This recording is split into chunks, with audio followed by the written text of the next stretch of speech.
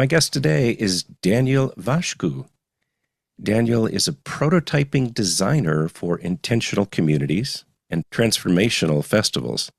He's also a follower of the EMF Remedy podcast. Daniel, welcome to the EMF Remedy podcast. Hi, Keith. Exciting to be here. Yeah, I have been following your podcast right from the beginning, each Oh, and every. that's great. I appreciate that. And it's been quite some time. We've been wanting to set up this conversation, so the time has finally come, and we have a lot to talk about. To give people an idea of some of the things we're going to be speaking about is how you got sick from an EMF perspective, and how you're faring with that, how that's going, how you're enduring. Also, you are now the fourth person in the fourth country who has been using, actually in your case, I think it's been for quite some time, 3 years if I'm correct, the RF radiation personal protective equipment.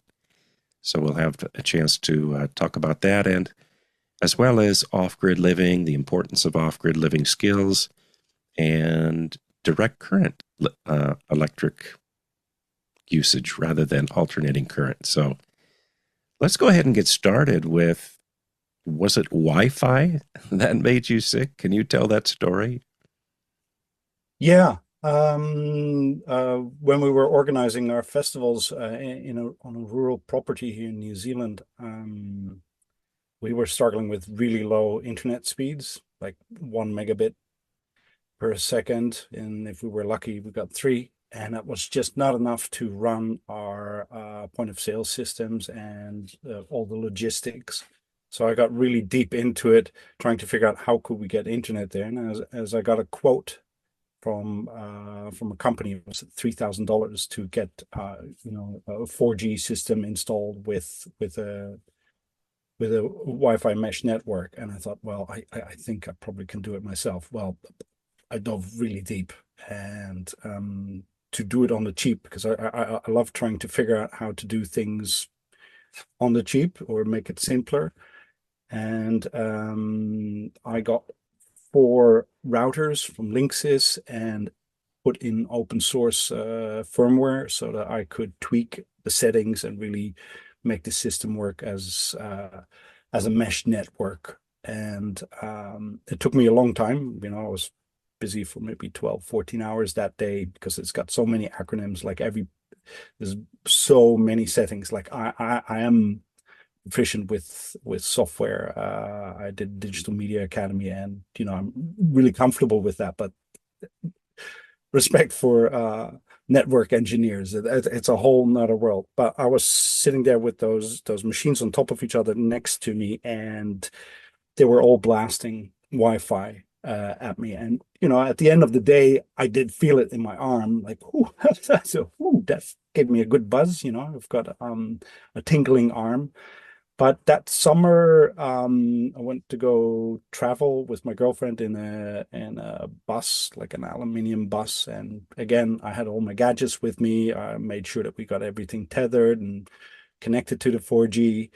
And I got more and more ill. I was in summer of 2012. And as we were traveling, I thought I had hay fever. I just could not figure it out. I was just feeling miserable and just worn out. And we visited a friend who was living in the middle of a forest as taking care of that block of forestry. They call them DOC, Department of Nature and Conservation in New Zealand. And he had a router in the corner where he took the antennas off. And because I was asking, do you have internet here? Because of course we were, like everybody else, little internet junkies. When we come, it's like, what is the password? And he explained that he took the antennas off because he didn't like the Wi-Fi emitting through space, because it affected him. He could feel it and he didn't like it. But that way he could just have limited amount of Wi-Fi and still be pretty safe in the rest of the space. And that's when I started to click. I was explaining him, like, well, lately I think I've been feeling when we switch on our phones that I get these particular pains, like a needle sticking through my my head coming from the back of my skull, but I hadn't really clicked on it. But while I was explaining that, it happened. I actually got that pain stab, and I went outside to our truck and asked my girlfriend, did you just switch on your phone? And she's like, yeah, a minute ago.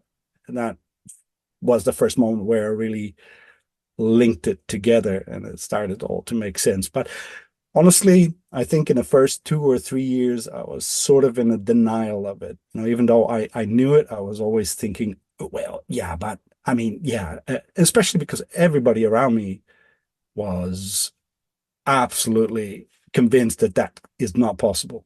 So yeah, well, maybe it is in my mind, but after how many is now probably more than 4,000 days of waking up in a new state and just accidental stuff happening where you have no control over it, but you realize, fall asleep and then wake up with incredible migraine, thinking, oh, what's going? Oh my God, I forgot to switch my phone off, or stuff like that happening. There's no way around it. It's like when people ask, how do you know it comes from that? Well, how do you know that coffee gives you a headache? Well, after you've done it 12 times and every time when you do it, you get a headache, sort of starts to dawn on you.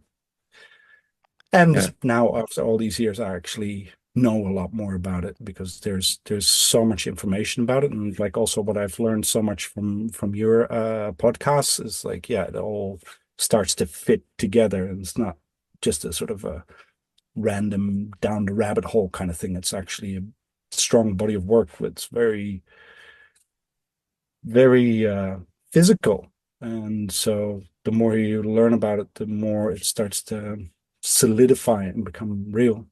Anyway, long answer. No, no, that was great. So how functional are you according to most people's standards? People may be thinking, oh well, he gets a headache. Okay. Are you able to function in big cities? Can you work a job for a normal corporation? Or maybe you could talk about um, how much dysfunction has this resulted in? well, I have had to isolate myself basically from society. At this point, even one single Bluetooth speaker will just destroy me. It takes a little while. The real migraine sets in the next day, which is a sort of funny sort of after effect. I can go into town with a full suit, look pretty much like an alien, for a max of an hour, 2 hours, and if I overstep that, then yeah, headache. It's a migraine where I can't even think, talk, hardly walk. It is incredibly debilitating. I mean, when I'm not surrounded by EMF, like in the situation that I've created for myself here, I'm just sparkly myself and I don't even think about it. I'm really just a happy being. And, pretty much every day I wake up with this new state of being. It's just sometimes you get whacked on the nose by not being, attentive to any changes in your surroundings. It might be that a person has showed up you're so happy to see, but didn't realize that they had their phone. And oh, actually, this is a good example. I'm at home where I've got everything shielded and I'm safe. I feel relaxed. And a friend came and first thing I asked, do you have your phone on you? No, no, I know about your condition. Of course, I left it in the car. Lovely. Come in. Let's have a cup of tea. And 15, 20 minutes in, when we're talking, I'm starting to stutter and I'm getting brain fog. It's getting harder for me to concentrate and to get, you know, it, it's hard. I'm asking, you sure you have got nothing? But he's only got a shorts and a t-shirt. It's like, no, I've got nothing. And so I feel a bit shy. But do you mind if I just grab the meter because I feel like there's still something going on? It's like, no, absolutely. Then and the meter just whacks out, and he's like, "Oh, fine, it's in your pocket." And he grabs these little AirPods, you know, Yeah. in his hand. They're these, yeah, these little innocuous little things, just doing little Bluetooth, Yeah. cause me to stutter and lose my being. And I think that is really the sad thing. It's not just you having a headache, it's losing myself, my own identity, my being. We all are individuals. We all have a mind. And when you start to lose that, that's like, what is there to live for? And it takes away all the joy and reason for that. And especially if, for me, that contrast is very, very big. And it has meant that I've had to move into a situation where I am basically living in a little valley, a little dip in a caravan, with pretty good cold, and in a very primitive situation. My range is just in that little valley, so sort of 50 meters around. That's where I can move. As soon as I go up, I get affected by the cell towers. As soon as I would go in a car, or I can't go visit friends, I can't go to parties, can't go to a cinema, a cafe, go get a pizza, just having fun and being alive. It's nuts. Put on your suit, go out there, do your thing, and it's like keeping your breath and get the hell out of there again. And I mean, I do enjoy having some talk and conversations, and we need human connection. It's like that's why I have been involved in transformational festivals, and that is why I give all my life energy to communities. I think we, as cute little human monkeys, are destined and programmed to be in connection with others. And as soon as we can't, it's felt, it's heartfelt. And the funny thing is, to compensate for that, I am using technology so that I can actually still have some connection, but I have to be very particular in how I implement the technology, because it's very hard not to succumb to all these electromagnetic fields, because aside from RF, there's all these low frequencies, and I've been figuring out ways to really bring it down to almost nothing, so that I can actually talk with you like this here now. Yeah. I so much agree with what you're saying about the need for community. And we, as survivors, we have to do things sometimes that put us away from that community, because unfortunately, in the present age, people don't understand the danger of wireless technology. So I so much understand and feel feel empathy, because the exact same thing happens to me that you described. When I get in the presence of synthetic radiation, Wi-Fi, Bluetooth, cell phones, baby monitors, any of that kind of stuff, I can't think anymore. And I'm increasing in my resilience. So, whereas before I could only go for 2 minutes in the presence of a cell phone, I did an hour and a half meeting about 2 months ago, and it was excruciating. The meeting was, they had one member wasn't there, so somebody took out a smartphone and put that down on the desk. I was sick for 3 whole days following that. And I was good and I was attentive for an hour, and after that my brain was just mush. And it's like you said, it removes who you are and who you can be. For me, it puts me in a sympathetic nervous system state, so I begin to get short, with people, and Yeah. that's not me. And I can't remember things. I would, if you told me a telephone number, I wouldn't be able to, when I'm in that state, to retain it. So, and yet you and I were perfectly functional in the natural electromagnetic environment, provided the Earth came with one of these things.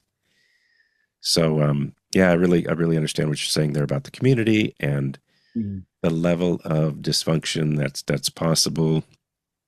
And of course, this precludes, sort of normal employment for most people now, because there is this expectation that you carry a cell phone with you and actually have it enabled, like turned on, which is an impossibility for me, probably for you as well. And I should mention, for people, I should have mentioned this at the beginning. We have a little time zone difference between you and I. It is tomorrow morning in your area relative to where I am right now. So you're in New Zealand, and I'm in the, like I like to say, the majestic inland Northwest, about 50 miles from the Canadian border in the state of Idaho. So unfortunately, what that means is I can't go see your place. I would love to. But it sounds like what you've found, what you've been able to identify is what I call that wrinkle in the earth. And it sounds exactly like what I encourage people to try to find. It's the only lasting protection that any of us have against terrestrial sources of RF radiation. No matter how many antennas they put up, they won't be able to, in an area that has terrain, they won't be able to radiate everything. So it sounds like you're in a little bit of a dish. And then as long as you're in there, you're perfectly safe from the RF radiation. And a lot of people can't find that. There are entire states in the United States that are, as flat as as flat as can be, and there are no terrain features. So it's really a blessing that you're able to live where you live. And then you mentioned your protection suit. Is it 3 years you've been using that now? Yeah, a bit more almost. Yeah. Got that. It's actually something I got off AliExpress. It's a boiler suit, and I like this one particularly because it's quite it's quite tough. It's made with stainless steel fiber, and I I made this veil.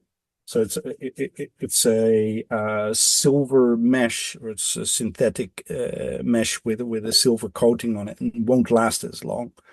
It's good to look through and to be able to breathe through, but it's very delicate. So I probably get a year out of it, and I need about two square meter, and that's whatever, almost $100 or so. So it is an expensive consumable in that sense, but it's pretty effective.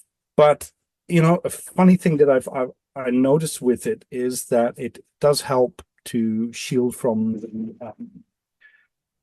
RF, so I don't get these headaches, but I do get sort of a weird jitter. It is like I've had too much coffee, so my muscles are a little bit all jittery, and I feel jittery. It's quite an intense experience. Let's And let's talk let's talk a little bit about that. What do you think is causing that? Have you tried wearing the suit in an area that doesn't have any RF? Yes. Well, not exactly a suit, but this was before I had a suit. I went to go visit a what do you call it? A rainbow festival. It's like a hippy dippy gathering of people, and they leave all their tech behind and just come and make food together, and gather every day around a fire that burns for a month. And I thought, well, heck, I never had time for that. I was always too busy, and I might as well do it because it does sound very nice. And what I generally do before I go anywhere is I check out the topographical map. I check out the cell phone coverage through the websites of the different phone companies, so I get a bit of an estimation. And this was just really in a valley with far away, 30 kilometers away from the nearest cell tower, with absolutely no reception. At that point, I was suffering quite a bit because where I was living was just this low level of exposure constantly. So whenever I was outside, even though it was, by normal standards, city standards, really low, maybe 2, 3 microwatts per square meter. But, I could only take a few hours a day. So I was forced to be inside a lot. And then whenever I would go outside to do a bit of more work, which is really nice and invigorating, it would knock me out. So I went on a holiday basically to this rainbow gathering in this valley. And one night I got caught out that I was at even deeper into the bush where we were staying the night with a little group of people around a campfire. And I thought, well, no problem. I've got this little mylar sheet with me that I had tucked away. It's one of those emergency blanket, the silver foil, Yeah. which I normally have for me to create an instant protection to RF, which is quite effective, cheap way Yeah. to do that. So I slept in that. And the next day when I woke up, I had this same feeling exactly as if I was overexposed to Wi-Fi. And the only way that I could piece it together was like, because I was in this cocoon of a RF reflective sheet, it was actually bouncing back my body on electrical fields, because our heart has quite a big electrical field. I've heard 2, 3 feet, I've heard 7 feet, but it's an electric pulse. Sharks can pick up on it, and when it bounces back, that to me is then sort of an echo chamber, and that would also explain why I get so jittery when wearing the suit, because it's just my own body reflecting inside and being stuck in this echo chamber. Yeah, Still better than having the RF from the non-native radiation. Rather jitter than migraine. yes, yes, and that's not the first time that I've heard this concept that in different contexts, it might not be the sort of the beekeeper suit RF radiation. It might be like a sleep sack or something like that. But we do emanate, we do emanate a biofield. The largest component of that is, of course, coming from the heart. The second largest is coming from the brain, but there are other emanations. And evidently, that's meant to go out. And some people don't like the feeling of having that reflected right back at them. But as you mentioned, it's a lot better than being totally disabled by the synthetic radiation. At least that's natural radiation that you're being exposed to. That's produced from your body. I think I've also gotten a lot more sensitive over time, because it probably coincides with what Dr. Martin Powell says about the myelin sheet being broken down. I have a feeling that my myelin sheet has indeed deteriorated, because I am so much more susceptible to electric pulses, because that shield, that fatty shield around the nerves has thinned over time. Right, yeah. And you're talking about Dr. Martin Paul. Was that who you said? Yeah. It makes a lot of sense to me how he's pinpointed it, and I think a lot more people have been supporting his theory on how the voltage gated channels are flooded with calcium because of the RF pulses. You've had quite a few talks about that too, so it makes a lot of sense. I'm not a chemist or biologist, but that makes follow what's happening. Yeah, and I wouldn't want to be, not in today's world. I'm quite happy just focusing on helping people endure with the synthetic EMF situation. Now you're quite technical. You and I have talked a little bit before. You're an artist. Your background is in creating art, and what you told me one time is that you express yourself with your art through your technology. Can you talk about that a little bit? Yeah, true. We are living in a time where my wildest dreams have come true. I mean, in '97, I was already taking apart a Wacom tablet and a TFT monitor, trying to make a digital drawing tablet. It failed. I ended up with a broken monitor, but I was really close. And I love creating with digital medium and going hybrid between that. So I've always had this very intimate relationship with computers. And when the first, proper, I always hoped that Apple would come with it, but they just didn't go down that path of actually delivering us a pen, because as a graphic artist, a photographer, our interface is very limited. It's just a mouse. It's almost like an etch a sketch where you can interact with it. While audio people, they've got endless knobs and things that they can manipulate and really become one with what they're creating. So now we've gotten into this area where like the Samsung Galaxy with the Note, that is wonderful pen technology, and I've been using Wacom for forever. Wacom is a drawing tablet, digital drawing tablet, which has pressure sensitivity, is very precise. And I think though that this very intimate relationship with technology that I had developed, and this love for interacting with it, made me also be too close to it. The EMR from a Wacom tablet is quite considerable, so you're bathing in that all the time. Being with my MacBook all the time, you get that sort of little electrical feeling when you're touching the wrist, and you get this rubbery feeling. It's actually a voltage surcharge. I believe it's like 109, 110 volts or something that buzzes, and it's not earthed properly. So there is another plug from Apple that you can get, and then you actually have a ground, and then suddenly that is gone. But I never really linked on how bad that was. So I was always, it's almost nice how bad it feels. It's like cigarette smoking or something. Like it's bad, but sort of your body gets used to it. And I would use my laptop also to share my internet that came in through Ethernet. Like, oh, you need to be on the Wi-Fi, no problem, I'll just switch on my hotspot on my laptop, on my Apple laptop. It's a cool thing that only Apple does. No, you can't find it on a Windows, so being all geek. But in the meantime, I'm sitting there while maybe 4 or 5 people are jumping on the internet through my computer, and it's just blasting. How ignorant could I be? I feel like those people that put their shoe into an X-ray machine in the 50s, 60s, and 70s. That's how long they were in use, to put their feet in to see their toes wiggle if it's a good fit. Like, oh my God, how can we live in this way and not Yeah, see? exactly. Now I can't unsee.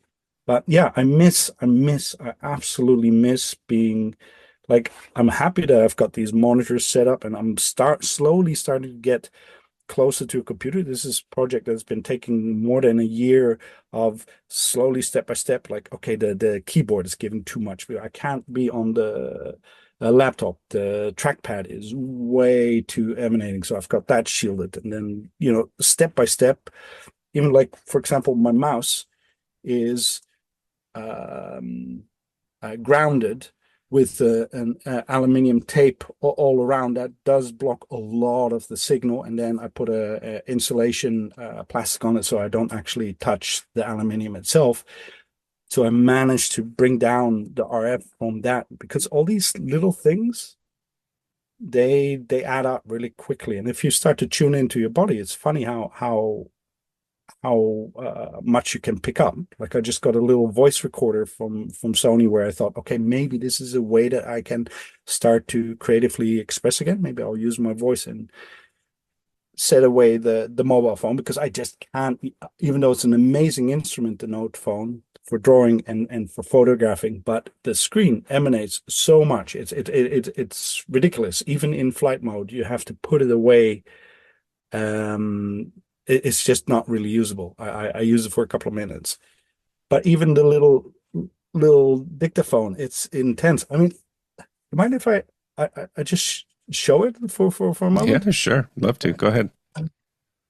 See, it, it's been such a incredible step forward for me. Oh, sorry, Mike. Such an incredible step forward for me to get this German meter, which looks like some sort of dorky um, walkie-talkie, but it's actually a very fine ELF meter and also our RF meter. and I can even put like a little flicker diode on it.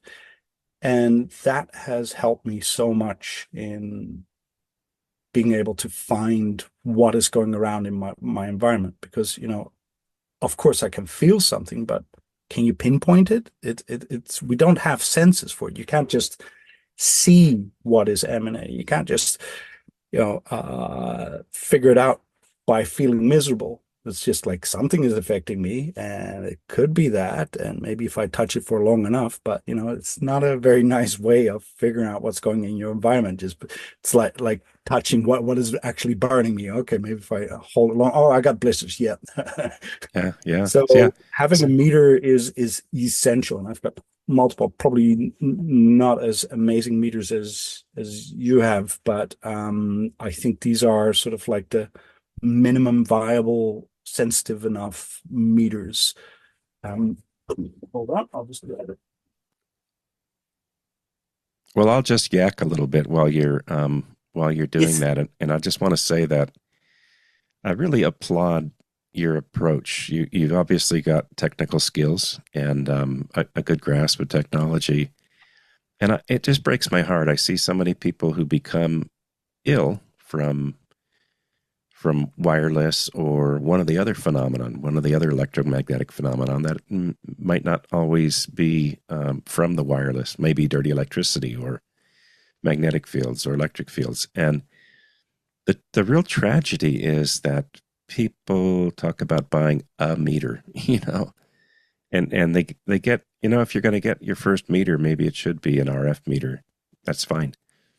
But then they never realize how much the overall synthetic radiation exposure is complemented by electric fields, magnetic fields, dirty electricity. So proper assessment is such a key thing. So have you got what you were looking for? I'll turn it back over to you. Oh, yeah, no, and that's where I've learned a lot from you. Because in the beginning I was indeed very much focused on RF. And I actually I know you've got a quite a strong opinion about like the cheap meters, like the 3-in-1s, like the trifields and the cornets. For me, it was actually a really good eye opener because I couldn't afford anything because, like I said, once you are sort of like dislocated from society, it becomes quite tough to make an income and to survive in that way. But I was living in a little cabin that had almost no reception, seemed to be like perfect for me. Yet I was still getting ill. I was still getting headaches, and I was at a point where I thought, oh, so maybe it isn't, technology in RF because I still got a headache. So, I've got everything switched off, even including the power to it. But uh, I, I, I finally decided to buy the cornet, and when it arrived, tack tack tack tack tack tack tack. What is that? And I found that my Apple Pencil was actually emitting a Bluetooth signal.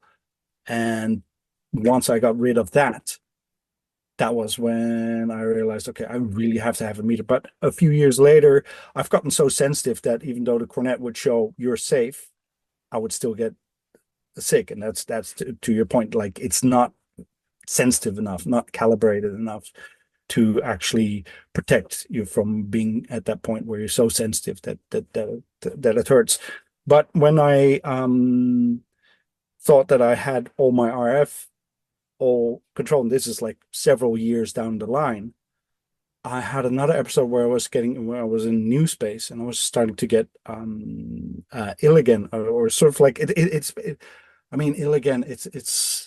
I mean, I would say it's a neurodegenerative state. It just gets worse and worse and worse if you're not addressing what is affecting you. So I was on that trajectory, and it was clear to me, like, okay, I've managed sometimes to slow it down by how I eat, my good habits, everything that I can do, but it's going down. And I didn't realize that my solar system inverter, was actually emanating Oh, yeah. Hmm. ELF fields because my beautiful new meter, the Safe and Sound Pro, which is amazing for RF, doesn't pick up on that. So I think I've done everything. I've shielded my space. I'm good. I'm fine. But I was still getting sick. And it was only when I got a little AM radio that I figured out, okay, this inverter is actually having a radius of 5 meters of just intense, dirty, gnarly pulsing. It, It is amazing. funny thing is It's with amazing how far those things are toxic, isn't it? The inverters. I found nothing else. Like even if you have a grid extension cable, that's maybe 1, 2, 3 meters at max, but more like a meter around it.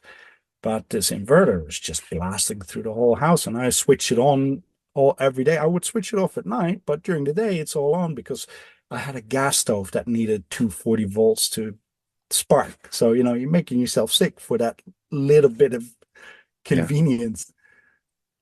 I didn't notice that, and then once I got this meter, that is like an AM radio, but super fine. It's like 1,000 New Zealand dollars, so probably 500-600 US, which was quite a big investment. But it has helped me in tracking down all the little sources. And if anything, what I learned from that visit to that rainbow gathering in that valley, the difference between low exposure, like I already had everything shielded, I already had everything out, I was doing really well, but being in a valley where there was nothing, like almost just only two AM radio stations, just barely to pick up, the clarity that I got.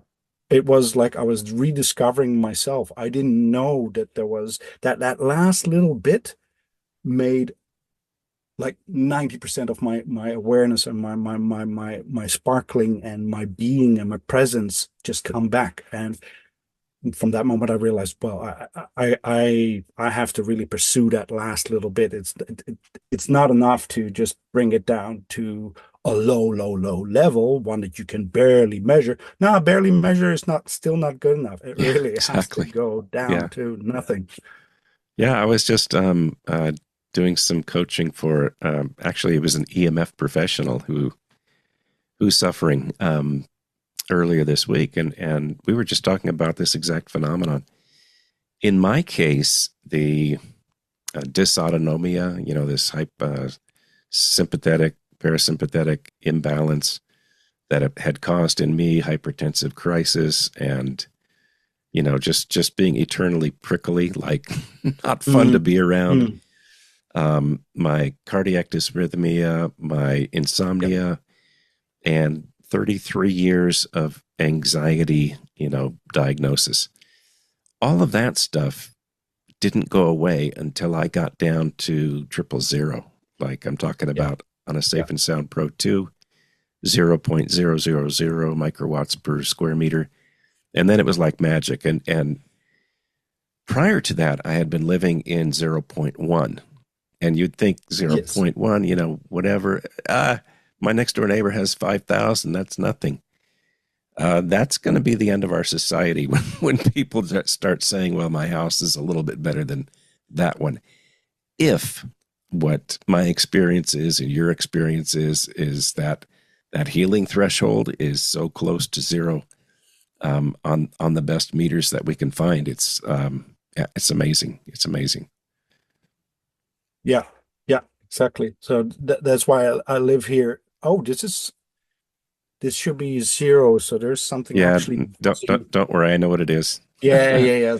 I've already been through this. It's the Yes. camera. It's the Yeah. camera. Yeah. Exactly. Yeah, I sat here. I wanted to take a picture of what the levels were in the house, and every time I got the meter set up and the proper depth of field, so you could see it was in a house, and everything was all set up, and I'd click the shutter, and it would jump up to like point zero point zero two instead of triple zeros, and I'm like, Yeah. what? Yeah. Yeah, but anyway. So Well, you're living in quite a different environment that I would like to talk about, and there is something called off-grid living skills. So I had, oh gosh, maybe 9, 10 months ago now, somebody made me aware of an actual good place to live for somebody who's electrically sensitive. And I mean, I have people contact me all the time. Where do I find a place to live? it's not easy to find places that are in, a little wrinkle in the earth or whatever. This place was perfect, but it required off-grid living skills. And a lot of people don't even know, what does that mean? What are off-grid living skills? What are you even talking about? But can you speak about this a little bit? What does it mean to be able to live in a normal city environment and then also to have the ability to live in an off-grid environment? Yeah, I mean, gosh, there's indeed so many things that are actually quite different from, let's say, normal life, but I don't really see that anymore because I've been living for quite a while this way. So, for example, I don't use a flush toilet. It is a humanure toilet, so a composting toilet. Water, for example, I don't Okay, have hot let's slow water. down. Let's just slow down for a second, because all of this stuff is going to be brand new for most people. Right. Yes. So the problem with fecal matter, if I can be indelicate here, is when it's combined with urine. That's when you get the real problem. So if you separate the fecal matter from the urine, then you don't have such an issue, and you can actually compost the solid waste. And it is not the mess you might think it is. Is that a good Yeah. summary? And I mean, the there's a great book by I think Peter gosh, what is his name? Well, it's the Humanure Handbook. I think it's already on the fourth edition. And I actually built 28 toilets with a team for our festival. So we had like 1,500 people coming through for a 5-day festival. So there's a lot of poo and a lot of pee, and we put a lot of energy into separating those. But on a smaller scale, when you're having a bucket system where it's just a 1 or 2 person household, I really think you can get away quite easily with a mixture of pee and poo. It's just when it starts to become in sort of bigger quantities, yes, then the pee will actually make the poo smell bad. If you separate them, poo can just happily compost and become very fluffy and really quite quickly.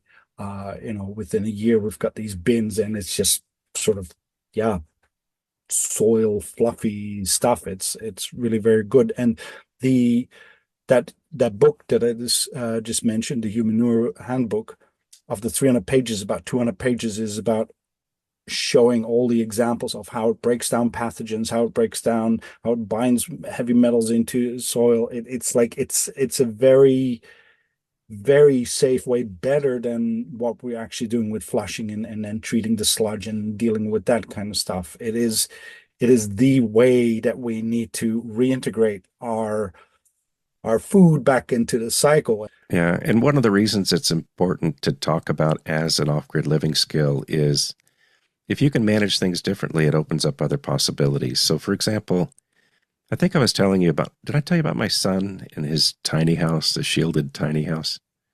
Oh But, no.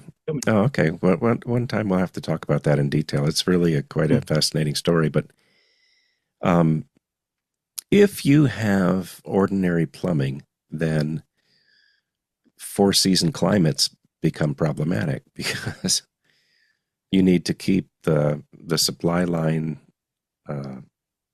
from freezing, and the waistline from freezing. So off-grid living skills, what they do is, I mean, they may save the world, but for people who are sensitive, it opens up possibilities that didn't exist before. So I don't want this to be a whole tutorial in humanure, but I don't know. Sorry. I've never taught. No, it's not your fault. It's a It's passion mine. project. I took the car and I drove it over into this area because I meet so few people I can talk to about some of these living skills that open up better living better living opportunities for people who are in dire need. So yeah, and I interrupted you. So you mentioned that, and then you were going on to the next thing, and I interrupted you. So go ahead. You back to talking about off-grid living skills. Well, maybe that's not so much a skill, but accepting like I don't have heated water here, so I start my mornings with a cold shower and just a hose. Um, and And it doesn't kill you.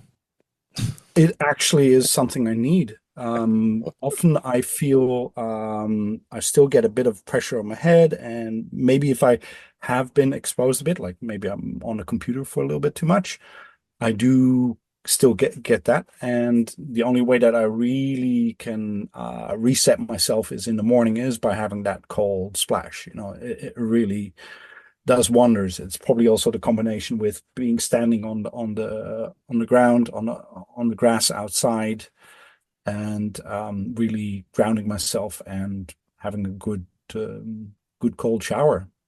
Yeah. I'm keen to do a bit more breath exercises with that too, but the cold shower really helps. I wouldn't want it any other way. I mean, I run through the forest also and go into the ocean, dip there in the winter, and it's been pretty cold. But even though you dread the idea once you do it, it's amazing. And I've gotten so you're much warmer cardio. after. Yeah, you're warmer Yeah, afterwards, right? yeah, yeah. No, I feel a lot better. The first month or two, I thought, oh gosh, this is so miserable. But now I'm actually really quite good with it. Still, once you get cold down to the bone, then maybe you have to remediate, get a little hot water bottle. And I think a lot of it for me, this off-grid living, it's more sort of a way of nimble living, to do with a lot less. Like my solar system is only 100 amp lithium battery, yet I have a sound system and computer and internet and lights. But I do not have a fridge. I do not have whatever any big electric appliances. So for me, the notion of people having to translate their normal life and then when they go sort of off grid then having to recreate that same capacity of 5 kilowatts, 10, 20 kilowatts, the bigger it is, then you're sort of missing missing out on the option of doing with not just a little bit less, 20% less, 30, no, doing maybe with 5% or with 2% of what a normal life is, and still have that abundance and still have a joyful and basically comfortable life. Yeah. When my family and I moved off grid, we I'm a nerd, so I actually looked at how much energy we were using when we were on the grid.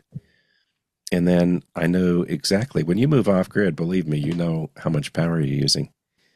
And we went from, well, we reduced our need for electricity by 96% when we went off grid. And we weren't doing, we were doing normal flush toilets. We had hot water heaters. We had, we had refrigeration and freezers, but we did things differently. Mhm. So in the winter, we had an outdoor box that served as a refrigerator. And instead of chilling it, we would put a bottle of hot water in it at night, so the food didn't freeze. And we had a cook stove. It was a big, beautiful wood cook stove that had Mhm. a passive heat exchanger in it, and this great big tank filled with water next to it. So we had hot water for free during the winter. And then it was, of course, it had an oven and a stove top to it, so you could have heat for your home, and you could have an oven, and you could have a stove, and you could have hot water all from this one device. And then we had redundant systems, so like we also had propane heat if we wanted that, and we had a normal gas stove, propane stove and oven. So when we needed that convenience, but it's just it's about having the flexibility to do things differently that can open up huge possibilities for people who are electrically sensitive. So I'll kind of leave it there, unless you have any last words on off-grid living skills. But I just wanted to touch on that because I don't get to talk to a lot of people who are, it's sort of like being able to drive an automatic transmission and a manual. Some people don't have that ability to switch. Same thing with living skills, on grid versus off grid. It can be very versatile. So, do you have any Mm. last comments about off grid living and what that opens up? Well, I was wondering if you want to talk about the 12-volt system, but by the way, we call those passive heat exchangers in New Zealand, call them wetbacks, and they're quite popular. And that is my aim also for here. Previous place I was living with that, and yeah, that is the way to go. It's amazing. Actually, I have a friend who's a real inventor genius. He is managing to do really capturing solar with a big parabolic mirror antenna. He's got a hot tub that is heated by the sun. Little ovens that are all just 12 volt, or not 12 volt, like 200-volt DC. Amazing stuff that he's doing with that. And it can have a hot, long shower, endless long, hot shower there, basically, without any guilt because it's just heated up by the sun and you're not burning up anything or consuming or the water just comes in and goes out and it continues its travel. In the meantime, you just had a spot of warmth and luxury with a view outside. So yes, it's primitive. Maybe it is jarring to be away from what you perceive as the comfort from Netflix and the bags of chips and the thermostat heating, but the vibrancy and fullness that comes with off grid is is just absolutely joyful. And this kind of sort of suffering, if you would call it suffering, is well worth not having migraines, not being buzzed out by AC electric lines. And at this point, I just have to choose for my health and my well-being. And I don't know. People are saying I'm looking better, so I must be Yeah, doing something right in that field. yeah. And neither one of us would be able to have this conversation for this long if we were in the burn, so to speak, Yep. out in the RF radiation exposures and other exposures. So that's the other thing is people imagine that they would have to give something up, but it's not really that way. When I talk to people who have had to make great sacrifices, I'll ask them, if you could, would you go back? And I've yet to have somebody tell me, yes, I would definitely go back.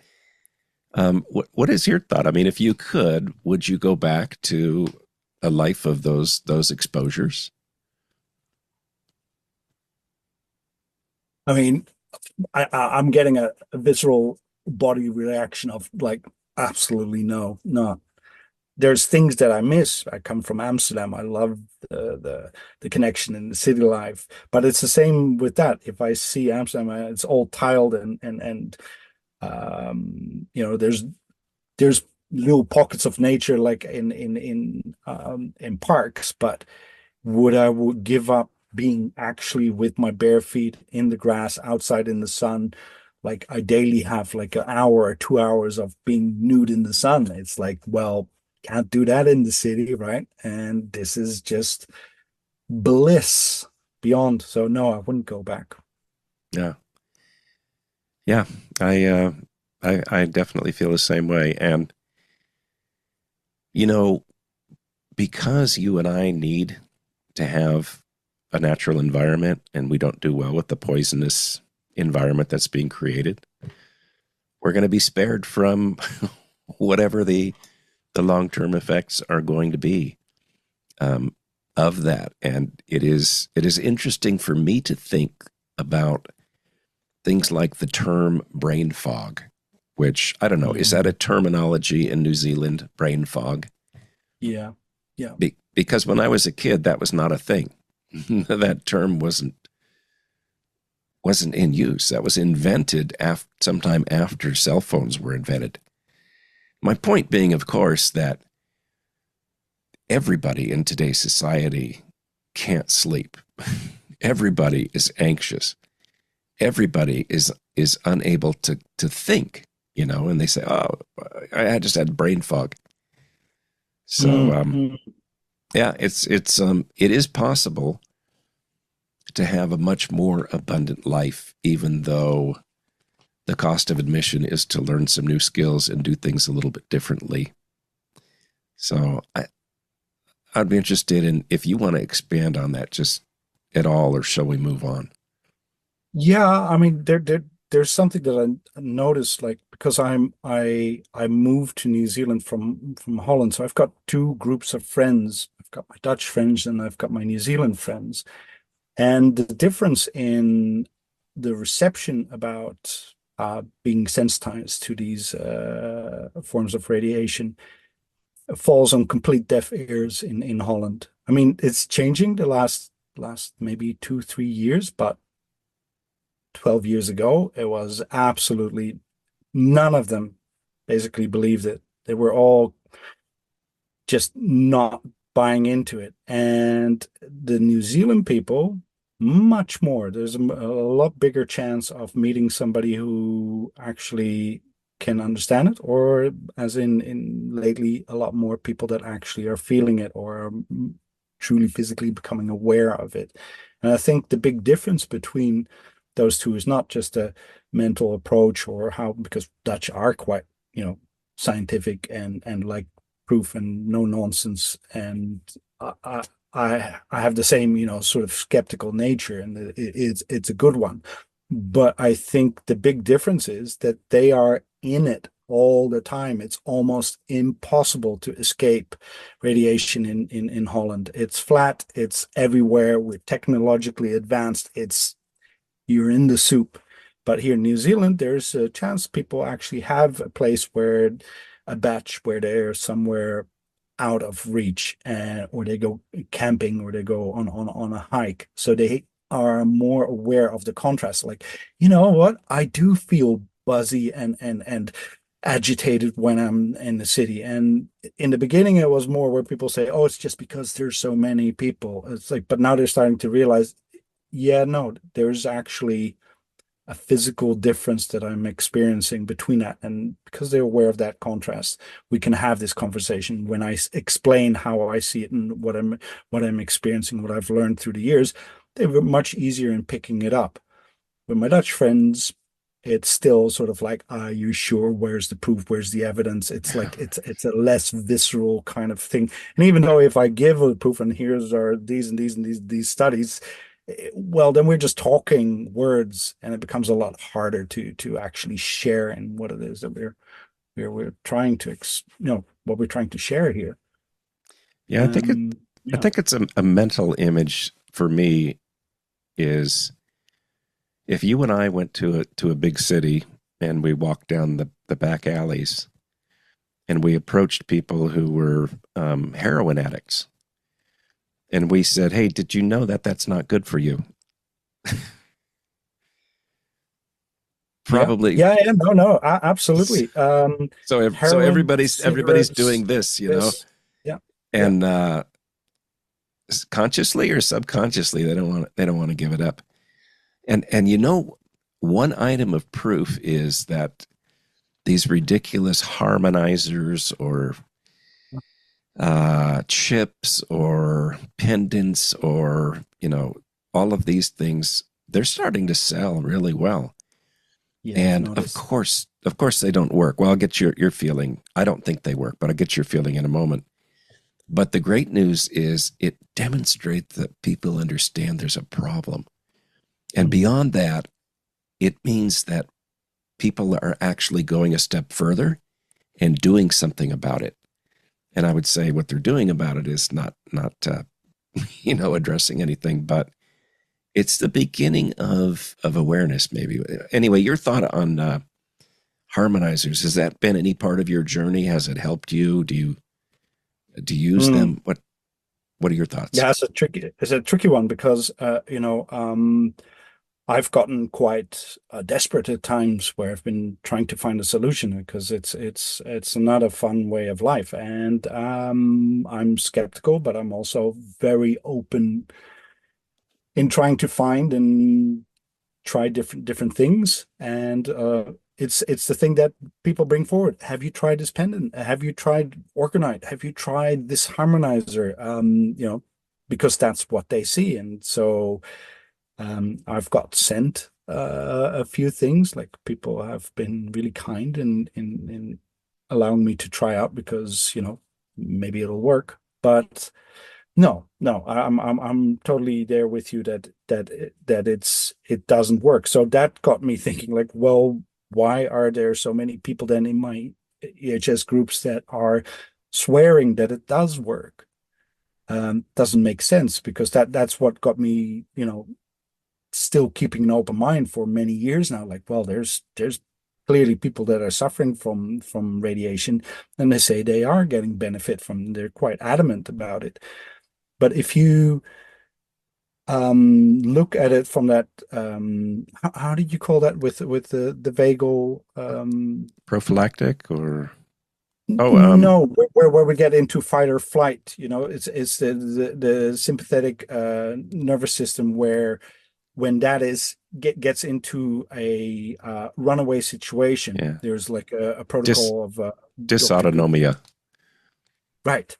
And because Yeah, I've been starting with that with an amygdala training, which is basically trying to stop the runaway reaction of the body. Yes, I'm sensitive to stuff, but my nervous system is hypersensitized. Like, any indication of, oh my God, we don't want to get back into that migraine state. We don't want to get there. So any little thing will set it up into that state, which in itself then feeds the system and puts you in a more even more of that state. So you got to sort of try and bring that down, so that the nervous system doesn't run away. Yes, it registers, but your conscious mind tells it, like, yes, it's there, but it's not dangerous, or not to that level that you feel it is. You can chill.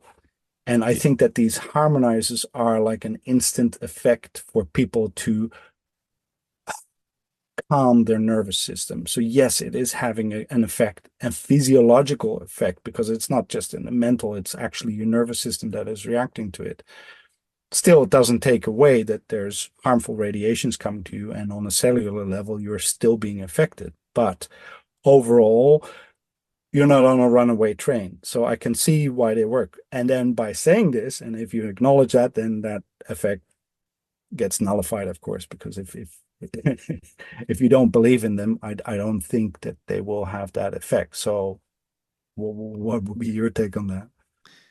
I think I saw a study that showed that even when people knew it was a placebo, that there still was an effect, and the placebo Interesting. effect is like 30%. And if the placebo is a plain white tablet, for example, you'll get a better effect from a fancy colored tablet, Mm. and you'll get the best effect from an injection that's like saline, just salt water basically, because sort of the fancier it is. But listen, I'm not a scientist, I'm not a doctor, and I don't really go down those areas. I will mention I had a great chat with Sheena Symington. She's a director of the ElectroSensitive Society up in Canada, and she was talking about auricular chromotherapy, and that is a light-based therapy where Mm. they're shining light on a certain portion of the ear, and it takes just minutes, and the success rate is over 90%, which is way better that's 3 times better than a placebo. But I'll give you any final thoughts, and then we're gonna move to end this, because otherwise we'll never get people watching a long. We might have to do this again. We still have more to talk about, but yeah. It feels Anything? that way, yeah. Mm. Yeah. Anything you want to talk about we haven't touched on? No, like you said, it is a very wide, and there's a lot to talk about, and I'd love to, at some point maybe share some better ways that I found to be able to work with technology. But um I think this was yeah, this feels feels pretty good to me. And an abundant life is still possible, even when you have to take drastic measures to reduce exposure. Yeah. Yeah, absolutely. Yeah. I'm fully embracing this nimble way of living. I even even if I would have figured it all out, I still want to go down this path. It feels good. It feels in harmony with nature. It feels more in harmony with myself. And yeah, if I can be around more people, that would be nice. And that means, can we please switch off or leave the phones behind? It's like that unconscious, but it sounds so judgmental, unconscious behavior. But yeah, I really would love to be around people without their phones. That would be pretty nice. Wouldn't that be wonderful? That would be so wonderful. We need challenge facilities. Maybe that's the last thing I'll say, which is an exclusion diet. It's like when you take wheat out of your diet and you suddenly feel wonderful. We need facilities where you can take synthetic electromagnetic energy out of the diet and see what happens to people. So my latest vision, I don't think I've talked to you about this, is like a tiny house village with shielded tiny houses and communal living spaces with, shielded, protected outdoor activities and things like that.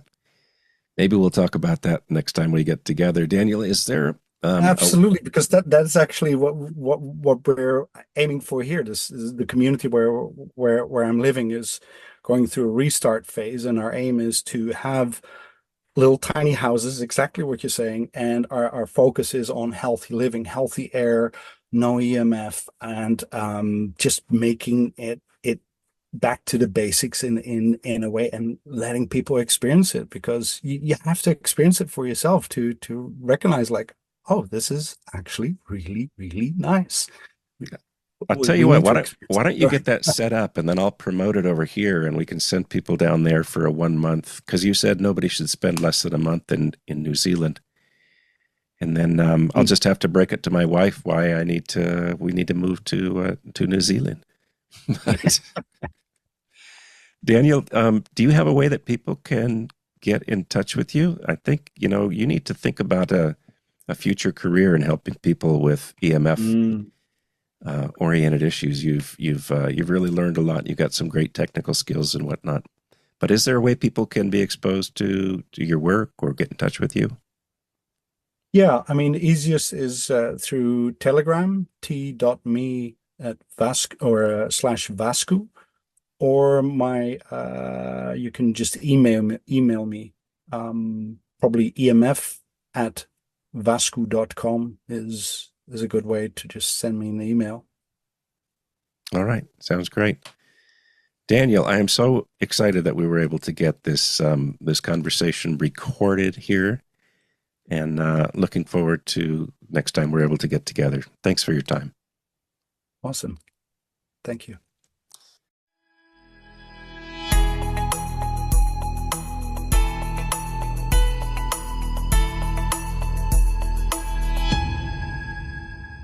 The EMF Remedy podcast is a project of EMF Remedy, LLC. We'd like to be your trusted guide for achieving a better EMF environment in your home. The contents on this podcast are provided for informational purposes only and are not intended to substitute for the advice provided by your doctor or other healthcare professional. It is not intended to be, nor does it constitute healthcare or medical advice. Opinions of guests on this podcast do not necessarily reflect the opinions of the EMF Remedy podcast.